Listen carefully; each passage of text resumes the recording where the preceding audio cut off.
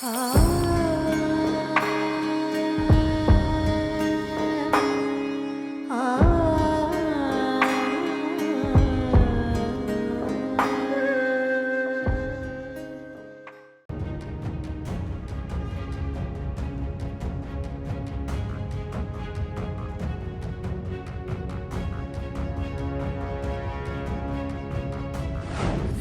दुनिया पर कोरोना का आतंक चरम पर है। ऊपर से भारत के पड़ोसी मुल्कों की नापाक हरकतें थमने का नाम नहीं ले रही हैं। एक तरफ शातिर चीन है, जिसकी शातिरगिरी को मुंहतोड़ जवाब देते देते लद्दाख के गलवान घाटी में भारत के जवान शहीद हो गए, तो वहीं पाकिस्तान है, जो एक तरफ भारत चीन की सीमा विवाद में कूद पड़ा है, तो वहीं एलओसी पर सीज फायर का उल्लंघन कर रहा है। पाकिस्तान और चीन की उकसाने वाली इन हरकतों पर देश के प्रधानमंत्री नरेंद्र मोदी ने साफ कर दिया है कि अब जवानों का बलिदान व्यर्थ नहीं जाएगा। ऐसे हालातों में 21 जून का सूर्य ग्रहण तबाही लेकर आ रहा है। 21 जून का सूर्य ग्रहण चीन और पाकिस्तान का सर्वनाश कर देगा, ऐसा दावा किया है वाराणसी से ज्योतिषाचार्य पवन त्रिपाठी जी ने। उन्होंने 6ठी शताब्दी में वराहमिहिर द्वारा रचित व्रत संहिता ग्रंथ के आधार पर 21 जून के सूर्य ग्रहण को पाकिस्तान और चीन के लिए विनाशकारी बताया है। उन्होंने क्या कुछ कहा, देखिए।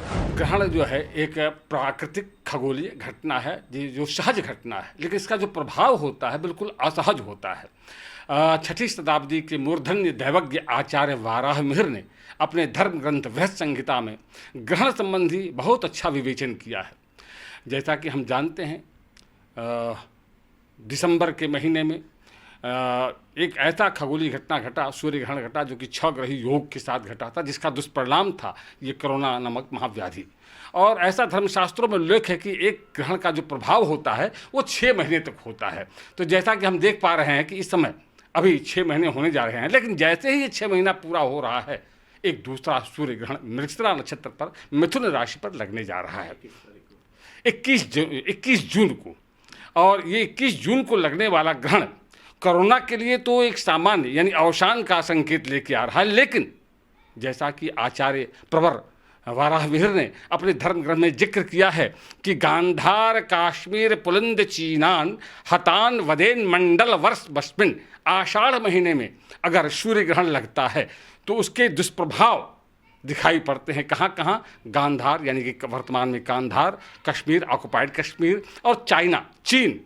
तो इन देशों का नाश होता है, यानी यहाँ उत्पादकारी योग बनते हैं। यहाँ के लोग आपस में विद्रोह कर सकते हैं, या सैन्य कार्रवाई कोई बड़ी हो सकती है, या युद्ध हो सकता है। इस तरह का योग संयोग लेके यह 21 जून का जो सूर्य ग्रहण है ये लेके आ रहा है। यानी हम ये कह सकते हैं कि भारत के जो सीमावर्ती क्षेत्र हैं उत्तर की तरफ, यहाँ काफ़ी बुरा कुछ होने वाला है। चाहे वो प्राकृतिक प्रकोप हो, भूकंप इत्यादि हो, अथवा सैन्य कोई कार्रवाई हो, अथवा युद्ध इत्यादि हो सकते हैं। निश्चित रूप से जैसा कि समसामयिक में हम देख पा रहे हैं कि चाइना के साथ एक वृहद द्वंद्व चल रहा है भारत की स्थिति में। ये बिल्कुल यह ग्रहण भी इसी तरह का संकेत दे रहा है, लेकिन इसमें एक खास बात होगी कि चाइना इसमें बैक फुट पर जाएगा, क्योंकि शास्त्रकार यानी कि आचार्य वाराहमिहिर स्पष्ट रूप से कहते हैं कि इनका नाश होता है, यानी कि यहाँ का बहुत भारी क्षति होने वाली है चाइना इत्यादि देशों में।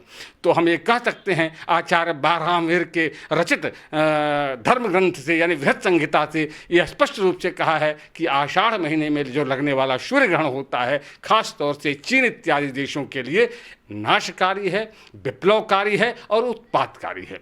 अगर हम भारत के संबंध में इसकी जिक्र करते हैं तो निश्चित रूप से मध्यवर्ती भारत का जो मध्यवर्ती क्षेत्र है यहाँ एक काफ़ी प्रभावकारी हो सकता है। और बात करते हैं, आचार्य प्रवर अपनी संहिता शास्त्र में इसका जिक्र करते हुए लिखते हैं कि भौमः समर विमर्दम शिख कोपम तस्कर भयम च, यानी कि भौम जो है जब ग्रहण लगता हो उसको अगर मंगल की दृष्टि उस ग्रहण पर पड़ रही हो तो निश्चित रूप से युद्ध होते हैं। तो निश्चित रूप से हम कह सकते हैं कि भारत का किसी अपने सीमावर्ती राष्ट्र के साथ युद्ध की बहुत बड़ी एक पृष्ठभूमि बन रही है।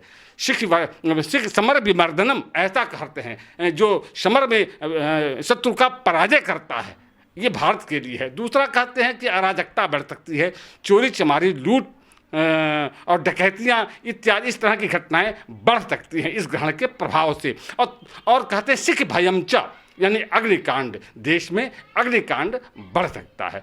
गुरुजी, श्लोक में एग्जैक्टली है क्या और किन किन देशों को वो क्षति पहुंचने की बात उसमें बताई जा रही है? बिल्कुल, आचार्य प्रवर कहते हैं कि गांधार काश्मीर पुलिंद चीनान हतान वदेन मंडल वर्ष बश्मिन, यानी कि गांधार, वर्तमान में गांधार प्रदेश, और काश्मीर, पुलिंद जो ऑक्युपाइड कश्मीर है, चीनान, चीन इत्यादि जो चीन के जो प्रांत हैं, चीन के जो सीमावर्ती राष्ट्र भारत से लगे हुए हैं, इनका नाश होता है। किस तरह का नाश होता है? या तो यहाँ आतंकवादी गतिविधियाँ बढ़ सकती हैं, सीमा को लेकर विवाद हो सकता है, युद्ध की स्थितियाँ प्रकट हो सकती हैं, प्रत्यक्ष युद्ध की भी संभावना हो सकती है, अथवा कोई मिसाइल प्रक्षेपास्त्र से आक्रमण हो सकता है इन राष्ट्रों पर, अथवा ये कहीं न कहीं से पूरे विश्व भर से घिरे हुए नजर आएँ और इनको विश्व के कोप का भाजन होना पड़े। इस तरह के भाव आचार्य प्रवर ने अपने धर्मशास्त्र बृहत संहिता में बिल्कुल स्पष्ट रूप से कहा है।